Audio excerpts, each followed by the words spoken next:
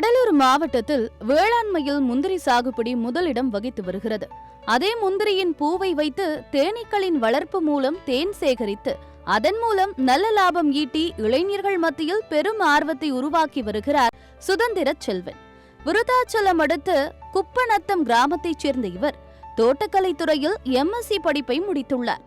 தான் படிக்கும் காலத்திலேயே வேளாண்மையின் மீது ஆர்வம் கொண்டு தேன் சேகரிப்பில் ஈடுபடத் தொடங்கிய சுதந்திர செல்வன் காலப்போக்கில் தேனீக்களின் நண்பனாக உருவெடுத்தார்.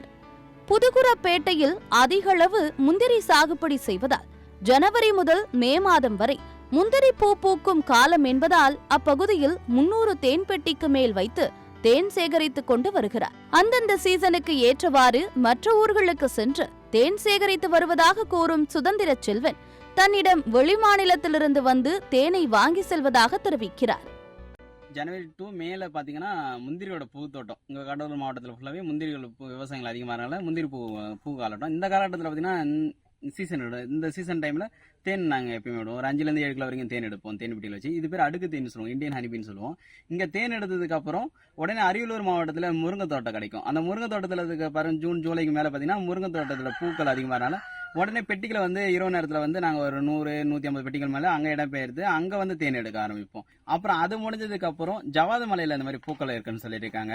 ஏன்னா விவசாயம் நிறைய பேருங்கள் பயிற்சிகள் எடுத்துனா அந்த மாதிரி விவசாயிகள் என்னோட தோட்டத்தில் தேன் பெட்டி வைங்க, எங்களுக்கு மகசூல் அதிகரிக்கும் அப்படின்னு சொல்லியிருக்காங்க. அவங்களுக்கு மகசூல் அதிகரித்து அவங்க லாபகரமாக எங்களுக்கு தேன் கிடைச்சா போல இருக்கும். அதனால அதோட மெயின் செட்டுக்காக நாங்கள் பெட்டிகளை இடம் மாற்றி நாங்கள் விவசாயத்துக்களுக்கு ஏற்ற போல நாங்கள் பெட்டிகளை இடம் மாற்றுவோம்.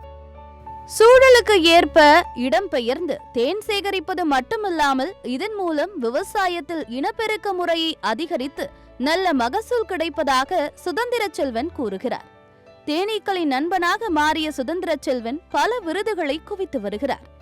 நம்ம இளைஞர்களும் பார்த்தீங்கன்னா நிறைய பேர் தொழில் பண்ணுறது நிறைய பேர் ஆர்வமாக இருக்காங்க. அப்படி ஆர்வமாக இருக்கிறதுனால இந்த தேனீக்கள் லாபகரமாக இருக்கும்னா லாபகரமாக இருக்கும். ஆனால் அது கையாளவங்களை விஷயங்களை தெரிஞ்சுக்கணும், அதோட பயிற்சி முழுமையாக பெற்றுக்கணும், அனுபவத்தை எடுக்கணும். என்னதான் கிளாஸ் பயிற்சிகளை பெற்றாலும் கூட ஒரு 2 பெட்டிகளை வைத்து நம்மளோட இடத்திற்கு ஏற்றவாறு காலகட்டங்களை எப்போ தேன் வைக்கும் எப்போ தேன் வைக்காது அப்படின்னு 2 பெட்டிகளை வைத்து நீங்கள் தேன் எடுத்தாதான் உங்களுக்கு அது அனுபவம் இருக்கும்.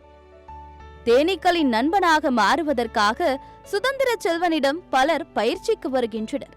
விவசாயிகள், தீயணைப்பு வீரர்கள் மற்றும் பட்டதாரி இளைஞர்கள் தேனீ வளர்ப்பு பராமரிக்கும் வழிமுறைகள் குறித்து சுதந்திர செல்வனிடம் கற்று செல்கின்றனர். வேளாண்மையில் தேனீக்களின் பங்கு அளப்பரியது. இந்த பூமியிலிருந்து தேனீக்கள் மறைந்துவிட்டால் 4 ஆண்டுகளில் மனித இனமே இருக்காது என்று ஆராய்ச்சியாளர்கள் கூறுகின்றனர். வேளாண்மையில் பூச்சிக்கொல்லி பயன்படுத்துவதை தவிர்த்து தேனீ இனத்தை பாதுகாக்க அனைவரும் முன்வருவோம். சத்தியம் செய்திகளுக்காக ஃப்ரைடே ஃபார் ஃபார்மர்ஸ் இயக்கத்துடன் கடலூர் செய்தியாளர் பார்த்தசாரதி.